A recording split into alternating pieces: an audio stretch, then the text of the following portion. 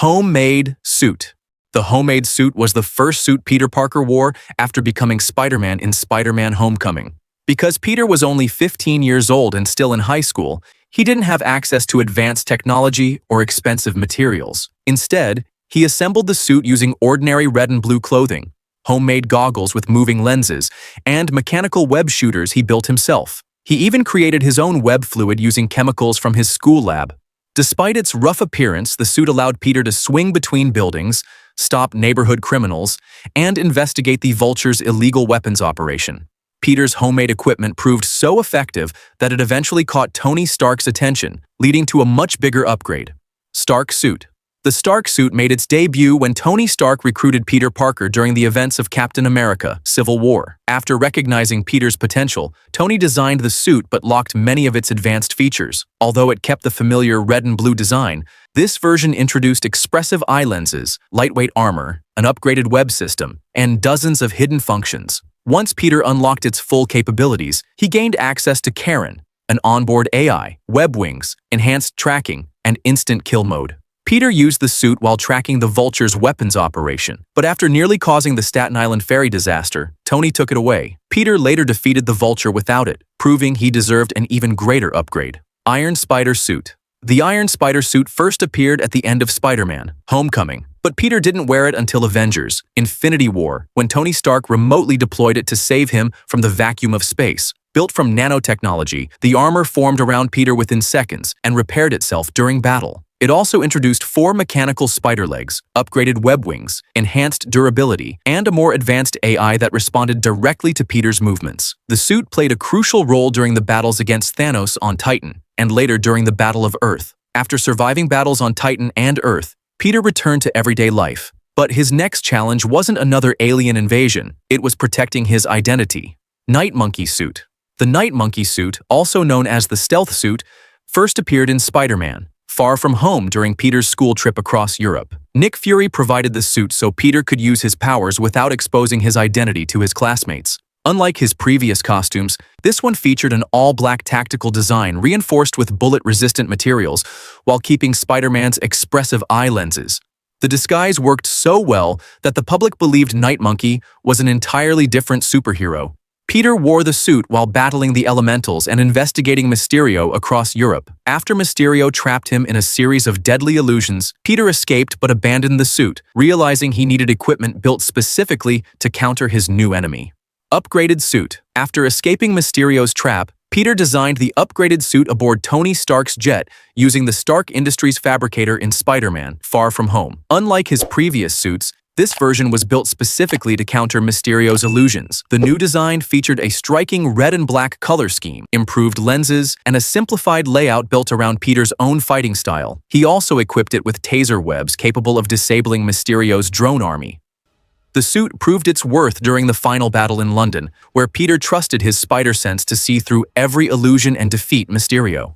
Peter had finally defeated Mysterio on his own, but the next challenge would be unlike anything he had faced before. Integrated suit. The integrated suit debuted during the final battle of Spider-Man: No Way Home, after Peter regained control of the Iron Spider nanites from Dr. Octopus. After reclaiming the nanites, he fused them with his upgraded suit to create armor better suited for the battle ahead. Its familiar red and black design was now reinforced with glowing blue nanites that could instantly strengthen damaged areas while remaining lighter and more flexible than the original Iron Spider armor. Peter wore the suit during the final battle on the Statue of Liberty, fighting beside the other 2 Spider-Men against villains from across the multiverse. Although the battle ended in victory, Doctor Strange's final spell erased Peter Parker from everyone's memory, bringing Stark's legacy to an end. Final swing suit. After everyone forgot Peter Parker at the end of Spider-Man: No Way Home, he built the final swing suit completely on his own. With no AI, nanotechnology, or Stark equipment left, Peter returned to the simple approach that first made him Spider-Man. Its design featured a bright comic-inspired red and blue color scheme with bold spider emblems and refined craftsmanship that reflected everything he had learned throughout his journey. Instead of depending on advanced technology, Peter relied entirely on his experience, instincts, spider sense, and homemade equipment. The suit made its debut as Peter swung through a snow-covered New York, marking the beginning of a new chapter as a completely independent Spider-Man. But in another universe, Peter's journey began with an even simpler disguise. Human spider outfit.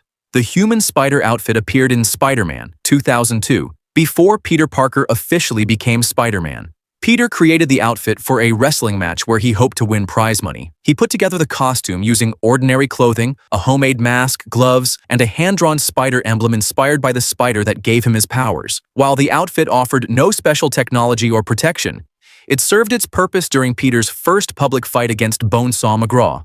Shortly afterward, Peter wore the same costume while searching for the man responsible for Uncle Ben's death.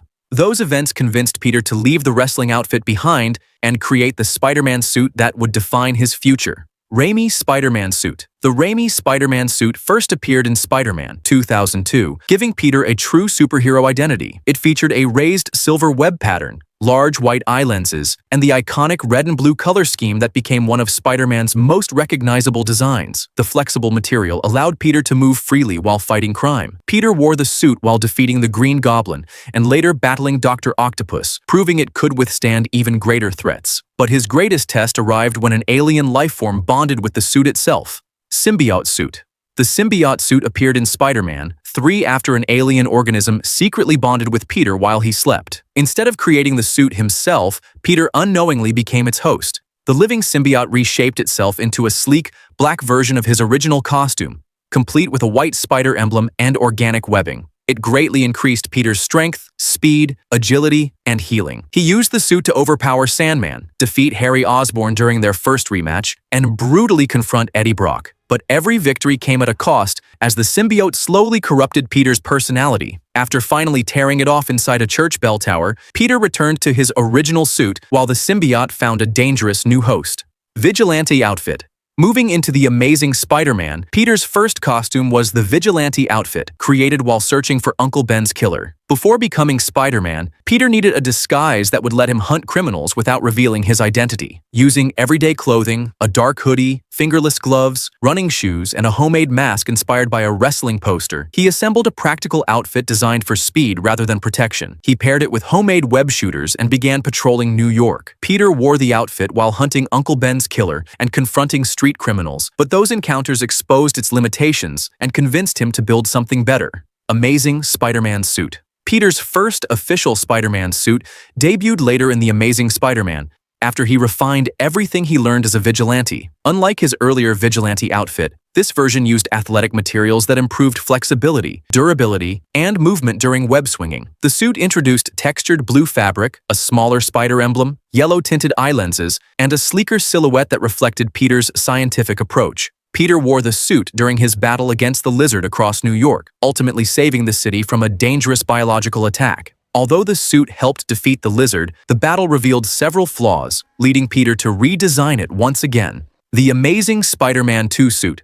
Peter returned in The Amazing Spider-Man 2, wearing a redesigned version of his previous costume. After his original suit was destroyed, Peter built a brighter comic-inspired replacement. Visually, the redesigned suit featured larger white eye lenses, bolder red and blue colors, and a larger spider emblem that made Spider-Man instantly recognizable throughout New York. Using the same homemade web shooters, Peter's growing experience made the suit even more effective in combat. He wore it while battling Electro, confronting the Green Goblin, and facing Rhino during the film's final moments.